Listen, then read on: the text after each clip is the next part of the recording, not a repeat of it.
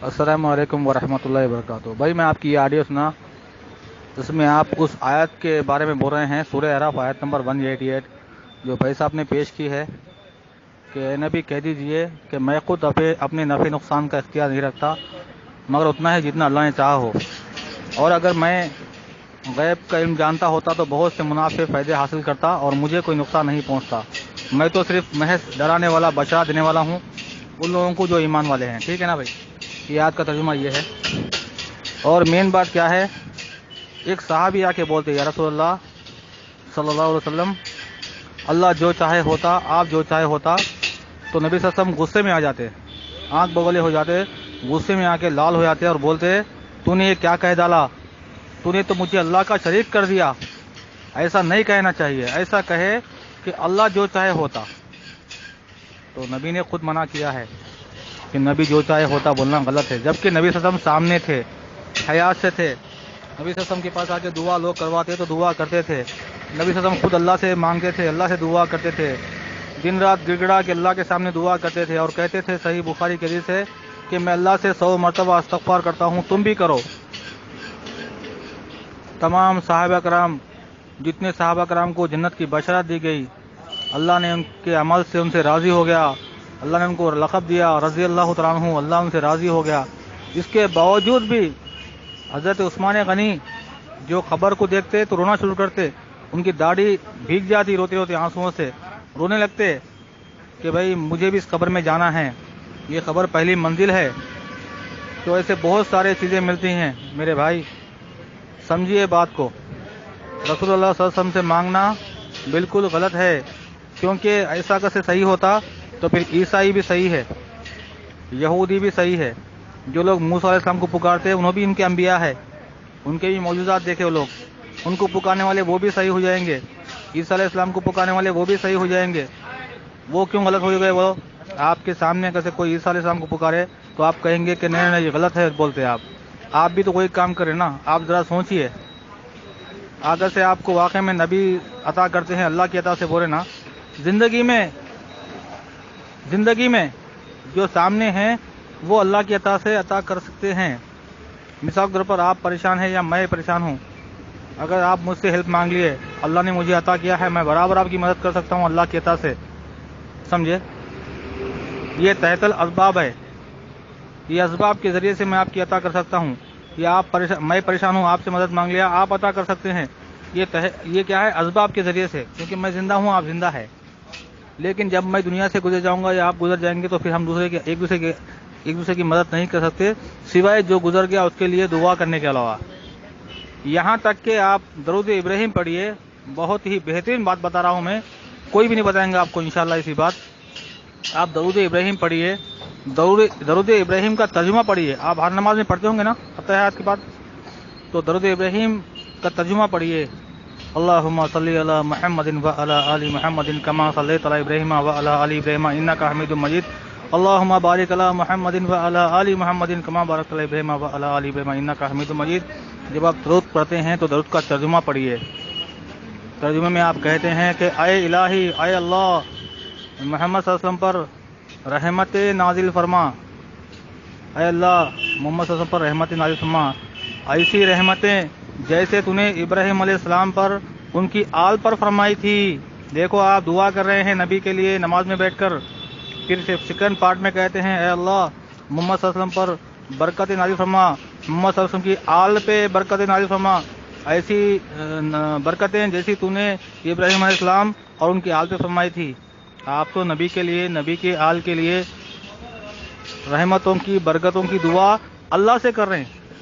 पूरे कुरान में, हदीस में कहीं पर भी कोई ऐसी दुआ नहीं मिलेगी जिसमें ये कहा गया हो कि फलां नबी के सदक़े में, फलां नबी के तुखैल में, फलां नबी के वसीले से, कहीं पर भी नहीं मिलेगा मेरे भाई, कहीं पर भी नहीं। अल्लाह ने कोई दुआ नहीं सिखाई ऐसी, रसूल अल्लाह ने कोई दुआ इसने सिखाई जिसमें किसी का सदका हो, खैरात हो, तुफैल हो।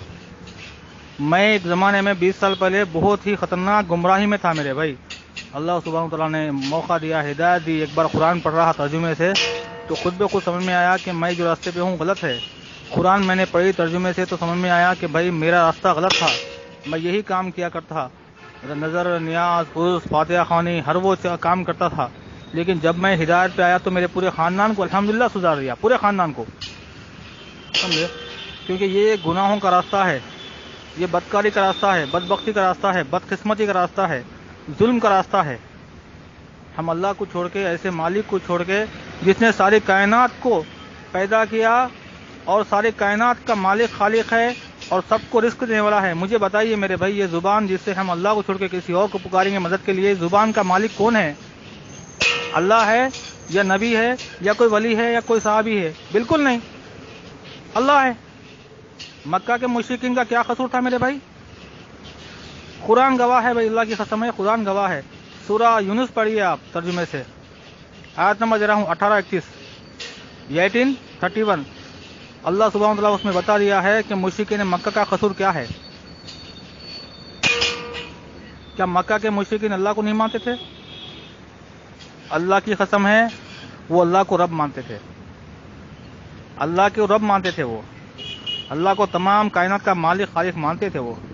اے نبی پوچھئے ان سے، اللہ فرما رہا ہے دیکھو تم، اے نبی ان سے پوچھئے کہ آسمان سے بارش کون برساتا ہے، زمین سے تمہارے لیے کھانا کون نکالتا ہے، زندہ کو مردہ، مردے سے زندہ کون پیدا کرتا ہے، تمام تدبیریں جو بھی دن اور رات، ہر وہ چیز کا مالک خالق کون ہے، یہ سب کون کر رہا ہے؟ تو یقیناً مکہ کے مشرکین جواب دیں گے، یقیناً جواب دیں گے کہ اللہ کر رہا ہے، اللہ کر رہا ہے، ہر وہ چیز اللہ کر رہا ہے، رزق اللہ دے رہا ہے، زندہ اللہ کر رہا ہے، موت اللہ دے رہا ہے، ہر وہ چیز اللہ کر رہا ہے۔ تو پھر ان سے پوچھئے کہ اللہ کو چھوڑ کر تم اور لوگوں کی عبادت کیوں کرتے ہیں؟ یہاں پر اللہ نے عبادت کہا ہے، عبادت مطلب کیا ہے؟ دعا بھی عبادت ہے، نبی کا فرمان ہے الدعاء هو العبادہ، دعا ہی تو عبادت ہے۔ تو اللہ کو چھوڑ کر تم لوگ ان کی عبادت کیوں کر رہے ہیں؟ مکہ کے مشرکین کا جواب سنیے آپ۔ مکہ کے مشرکین سے جب پوچھتے ہیں کہ تم اللہ کو چھوڑ کے تمام پیغمبروں کی، پیروں کی، ولیوں کی عبادت کیوں کر رہے ہیں، تو مکہ کے مشرکین جواب دے رہے ہیں کہ ہم ان کی عبادت نہیں کرتے۔ کس نے کہا آپ سے؟ آج بھی کہتے نا بھائی، جب آپ بولیں گے یا رسول اللہ مدد، یا غوث مدد، میں کہوں گا آپ نبی کی، غوث کی عبادت کیوں کر رہے ہیں، تو آپ کیا بولیں گے؟ ہم ان کی عبادت نہیں کرتے، یہ تو اللہ کے نیک بندے ہیں، ہم ان سے وسیلہ لگا رہے ہیں، اللہ کی عطا سے عطا کرتے ہیں، برحال جو بھی ایک قصہ کہانی سنائیں گے آپ بنا دلیل کے۔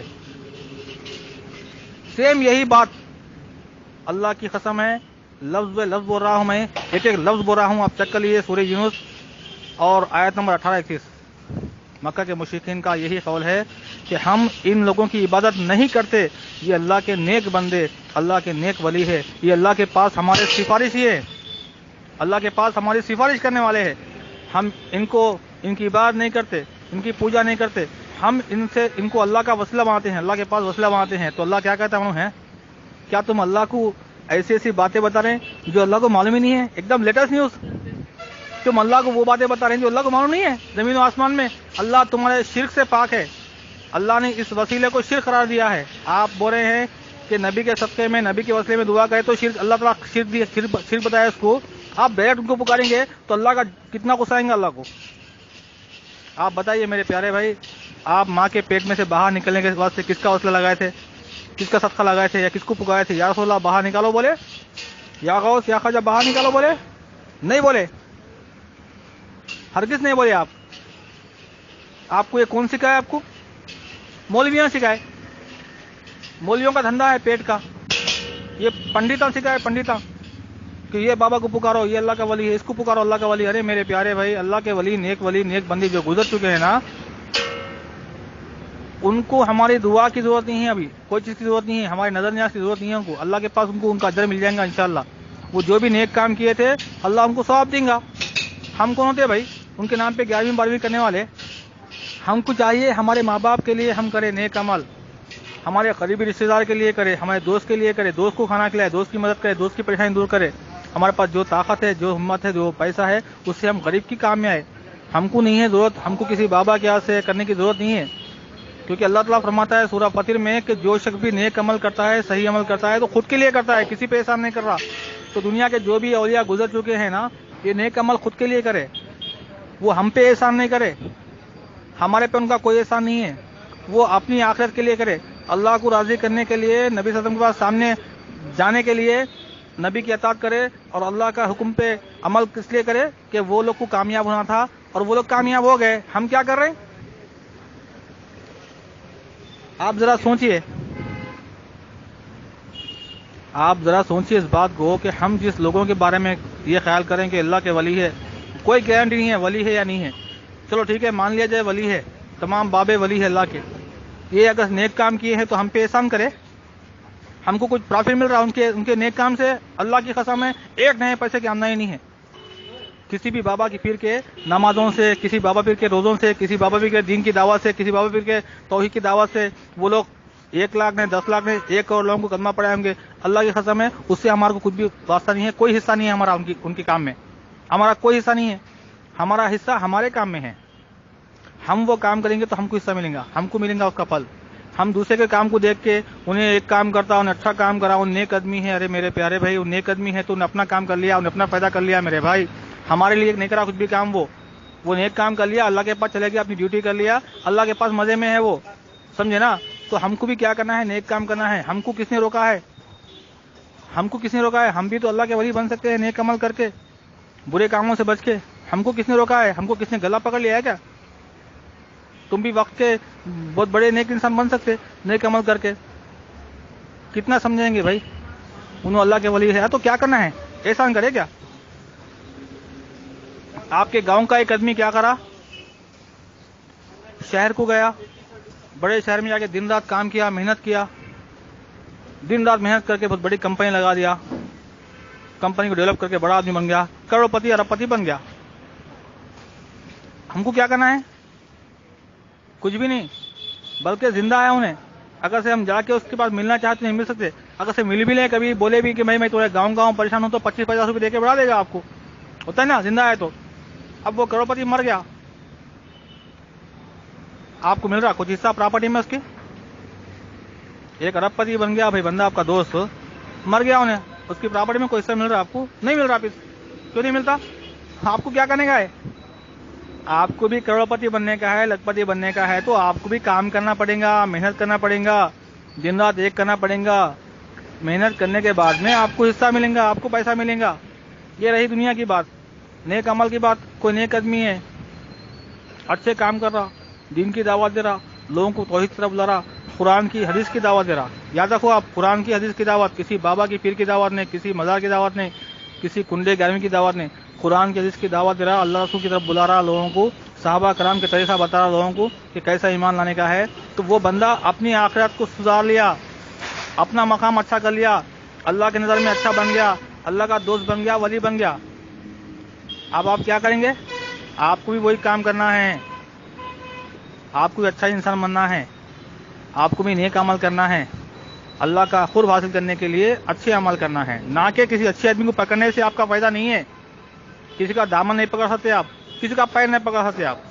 ہر کوئی اپنے اعمال خود کے لیے کرتا. اللہ تعالیٰ اس لیے فرما رہے ہیں کوئی کسی کا بوجھ نہیں اٹھائے گا. بلایا جائے گا قریب رشتے دار کو بھی اٹھانے کے لیے تو اٹھایا نہ جائے گا. سمجھ رہے بات کو آپ؟